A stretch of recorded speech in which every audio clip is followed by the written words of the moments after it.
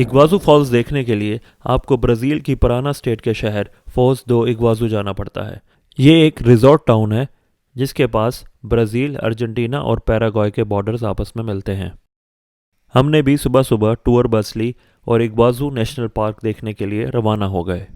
मज़े की बात यह है कि हमारे और हमारे गाइड के दरमियान कम्युनिकेशन सिर्फ इशारों के ज़रिए ही पॉसिबल थी।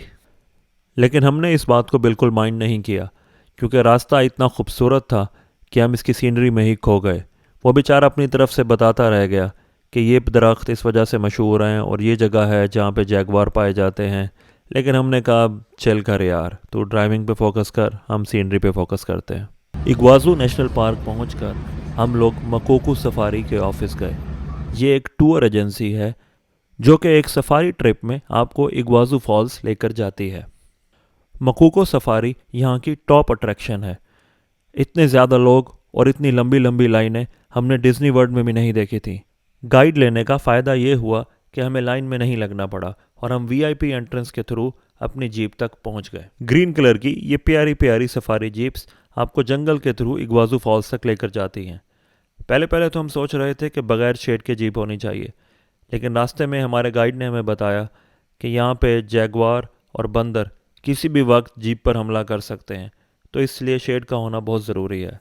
और सबसे ख़तरनाक बात जो उसने बताई वो ये थी कि आप जैगवार और बंदर से तो बच जाएंगे, लेकिन यहाँ के बड़े बड़े 1 इंच के मच्छरों से आपको बचने के लिए मॉस्किटो रिपेलेंट ज़रूर लगाना पड़ेगा। क्योंकि हमारे में से किसी के पास भी मॉस्पेल नहीं था, इसलिए हमने आयतल कुर्सी अपने ऊपर पड़कर फूंकी और इस ट्रेल पर रवाना हो गए। घने जंगल में से गुजरते हुए एक बहुत ही ज़बरदस्त फीलिंग आ रही थी। हमें मुसलसल अजीबोगरीब जानवरों और परिंदों की आवाज़ें सुनाई दे रही थी और साथ बैकग्राउंड में जंगली टिड्डों ने शोर मचा रखा हुआ था। इन सारी चीज़ों की वजह से जंगल में एक पुरस्रार सी कैफियत थी। और साथ ही साथ ये गाइड भाई जो इंस्ट्रक्शंस दे रहा था और कहानियाँ सुना रहा था, उससे हमारे डर में और भी इजाफा हो रहा था।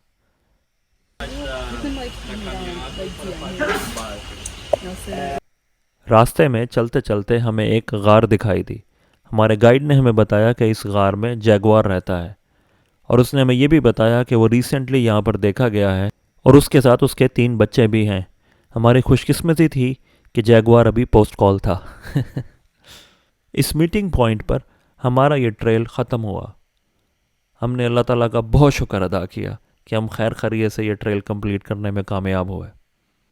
और साथ ही साथ एक ज़बरदस्त सी फीलिंग भी आ रही थी क्योंकि ये पहली दफ़ा था कि हमें सही तरीके से जंगल को एक्सपीरियंस करने का मौका मिला।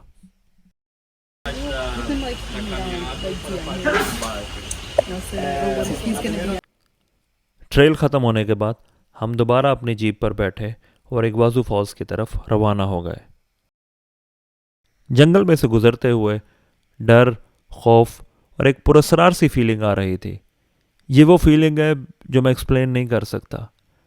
ये वो चीज़ है जो आपको खुद जाकर एक्सपीरियंस करनी होती है। इस रिज़ॉर्ट से थोड़ा सा आगे एक स्टेयरकेस है। स्टेयरकेस से उतरें, चंद कदम आगे चलें तो आ जाता है आपके सामने मॉडर्न दुनिया का एक हसीन व जमील अजूबा। जी हाँ, ये हैं इग्वाज़ू फॉल्स। 275 आबशारों से मिलकर बनी ये वाटरफॉल इस वक्त दुनिया की सबसे बड़ी वाटरफॉल है।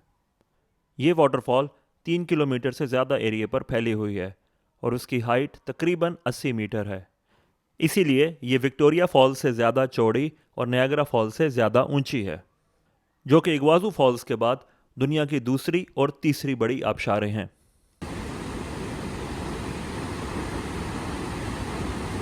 हम इस वक्त इग्वाज़ू फॉल्स की ब्राज़ीलियन साइड पर मौजूद हैं।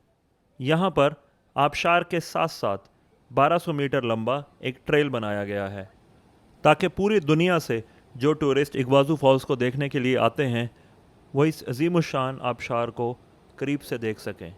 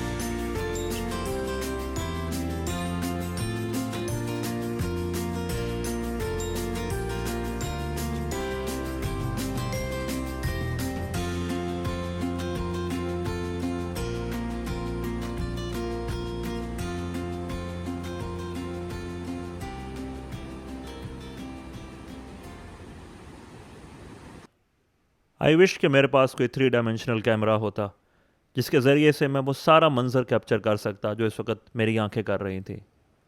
लेकिन बात वही है कि जो मंज़र और जो फीलिंग इंसान ख़ुद कैप्चर कर सकता है वो कैमरे की आंख कभी कैप्चर नहीं कर सकती।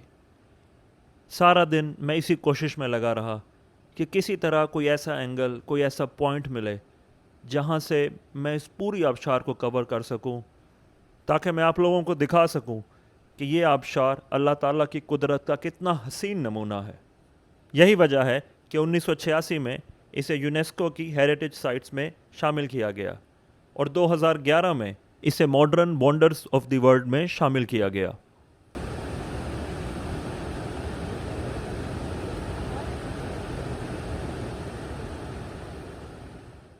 इग्वाज़ू फॉल्स की अपनी खूबसूरती में तो कोई शक नहीं, लेकिन एक चीज़ जो इसकी खूबसूरती को चार चांद लगाती है वो है इसका बैकड्रॉप। इस पूरी आबशार के इर्द गिर्द एक इंतहाई हसीन और घना जंगल है, बिल्कुल raw, untouched, nature at its best.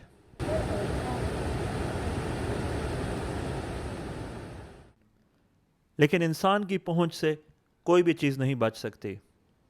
इस दुनिया में जो चीज़ जितनी ज़्यादा खूबसूरत और ख़तरनाक होती है, इंसान में उसका मुसख्खर करने का जज्बा उतना ही ज़्यादा होता है। और मेरा ख़्याल से ये इग्वाज़ू ट्रेल इसकी सबसे बड़ी मिसाल है कि किस तरह पूरे दरिया के अंदर से ये ब्रिज बनाया गया है जो आपको आबशार के सबसे डीप पॉइंट तक लेकर जाता है, ताकि ज़मीन पर चलते हुए भी आप इस आबशार के हुस्न से भरपूर लुत्फ़ उठा सकें। और मेरा ख़्याल से यही वजह है कि पिछले कई सालों से इग्वाज़ू फॉल्स में टूरिस्ट की तादाद बहुत बढ़ गई है और दुनिया के मशहूर ट्रैवल मैगज़ीन लोनली प्लैनेट ने भी इसे रियो के बाद ब्राज़ील की दूसरी बड़ी टॉप अट्रैक्शन के तौर पर नॉमिनेट किया है।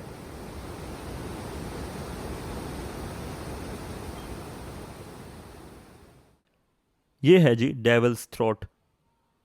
ये वो पॉइंट है जहाँ पे इग्वाज़ू ट्रेल एंड होता है और ये इस आबशार का सबसे डीप पॉइंट है। यहाँ पे आबशार की हाइट तकरीबन 80 मीटर से भी ज़्यादा हो जाती है।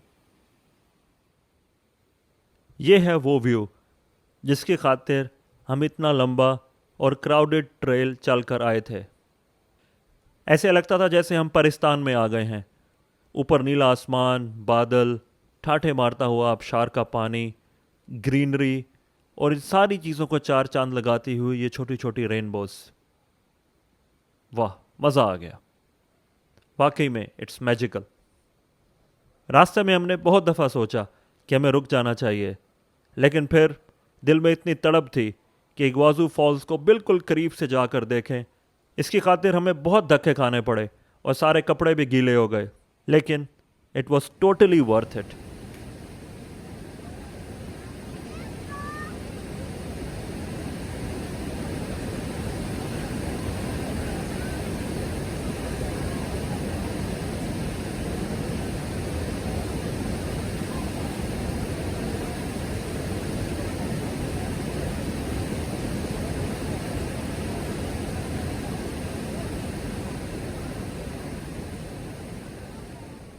ये था जी मेरे लिए सबसे बेस्ट व्यू, और ये वो व्यू है जिसकी वीडियो मैंने अपनी जान पे खेल के बनाई है। इस वक्त मैं बैठा हुआ था बिल्कुल शैतान के गले में डेविल्स थ्रोट के ऊपर। यहाँ मैंने मोबाइल अपने हाथ में पकड़ा और अपना बाजू रेलिंग से बाहर निकाल कर मैंने कहा कि बिल्कुल अनइंटरप्टेड व्यू कैप्चर करते हैं। और क्या ही खूबसूरत व्यू था। इस व्यू की ख़ास बात यह है कि इसमें आपको इग्वाज़ू फॉल्स के दोनों लेवल नज़र आते हैं और उसके सामने हवा के साथ चलती हुई ये मिस्ट इस पूरे माहौल को एक फेरी टेल बना देती हैं। यूँ लगता था जैसे अभी इन दरख्तों के पीछे से परियां उड़ती हुई आएंगी और हमें अपने साथ उड़ा कर ले जाएंगी। हज़ारों ख्वाहिशें ऐसी कि हर ख्वाहिश पे दम निकले।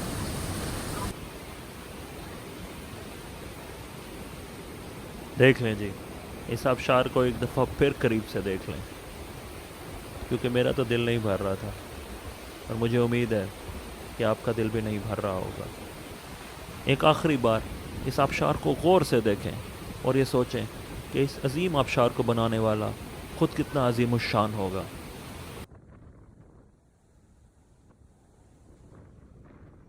इस व्यू को एंजॉय करने के बाद बड़े ही भारी दिल के साथ हम लोगों ने वापसी का सफ़र शुरू किया। दिल बिल्कुल नहीं कर रहा था, लेकिन जाना तो पड़ता है। अच्छा टाइम हमेशा नहीं रहता। इस पूरे साउथ अमेरिकन ट्रिप में बहुत से ऐसे मौके थे जब मैं एक चीज़ से बहुत मुतासिर हुआ। वो है इंसानों की स्पिरिट ऑफ एडवेंचर। कोई ऊंचे से ऊंचा पहाड़ हो, कोई ख़तरनाक से ख़तरनाक तरीन आबशार हो, कोई घने से घना जंगल हो, या कोई बंजर वीरान सहरा हो, इंसान ने हर जगह को अपने लिए मुसख्खर कर लिया हुआ है। और इग्वाज़ू फॉल्स के इर्द गिर्द ये सारे इंतज़ामात इस बात की सबसे बड़ी मिसाल हैं।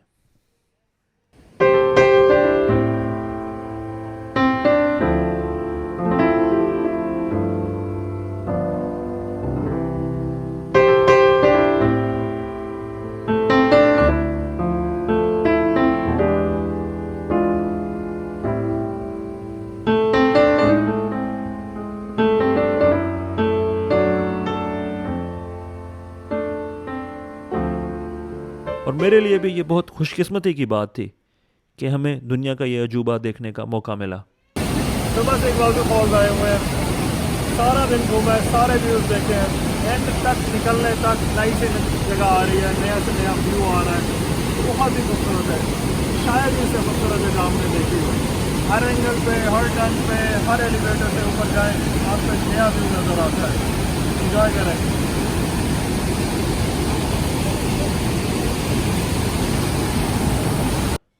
जैसा कि हमारे इस नए नवेले वीलॉगर भाई ने बताया, इतने व्यू पॉइंट्स हैं कि आप तस्वीरें लेकर वीडियो बना बना कर थक जाते हैं। लेकिन बात यह है कि हर व्यू पॉइंट से एक नई चीज़ आपको नज़र आती है और आप हैरान रह जाते हैं कि एक तरफ तो अल्लाह ताला की कुदरत है और दूसरी तरफ इंसान की मेहनत।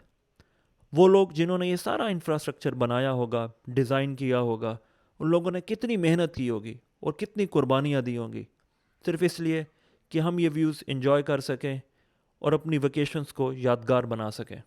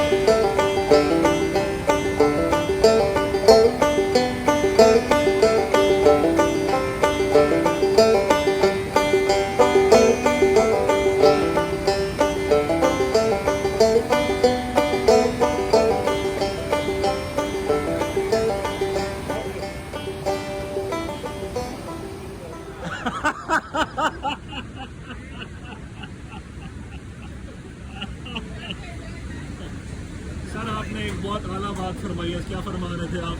कितने व्यूज हो? सर देखिए अभी मतलब एक ये, फिर वो वाला 2 3 डंडे के ऊपर 4 व्यू तो भी बनते हैं। ये थे जी हमारे उमैर खान साहब, जो मेरे हर एंगल से वीडियो बनाने पर नाराज़ हो रहे थे क्योंकि पूरा ट्रेल कवर करने के बाद उन्हें सवेर भूख लग रही थी। और खान साहब को जब भूख लगती है तो फिर वो अपनी भी नहीं सुनते। इग्वाज़ू फॉल्स को इतना करीब से देखकर हमें इससे प्यार हो गया था। और जैसा कि हर प्यार में होता है, पहले आप दूर से देखते हैं और उसके बाद अपने प्यार को महसूस करने के लिए आप एक स्टेप आगे जाते हैं। तो हमने भी फैसला किया कि इस आबशार का सही एक्सपीरियंस एंजॉय करने के लिए हमें इस आबशार में नहाना चाहिए। और इस चुल को मिटाने के लिए हम लोग निकले एक इंतहाई ख़तरनाक सफ़र पर। अब हमें रबर बोट लेकर आबशार के अंदर जाना था। अगर आप भी मेरी तरह आवारगी के इस जज्बे से बेचैन हैं तो आए हमारा साथ दें, क्योंकि आवारगी का यह सफ़र अभी जारी है। मिलते हैं ब्रेक के बाद।